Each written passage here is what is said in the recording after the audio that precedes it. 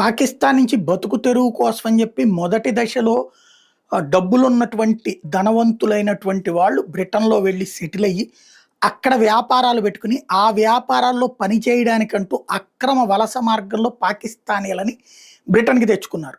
అంటే వీళ్ళ షాపుల్లో, వీళ్ళ వ్యాపారాల్లో పాకిస్తాన్ నుండి ఇలా వలస వచ్చిన వాళ్ళు బతుకుతుంటారు.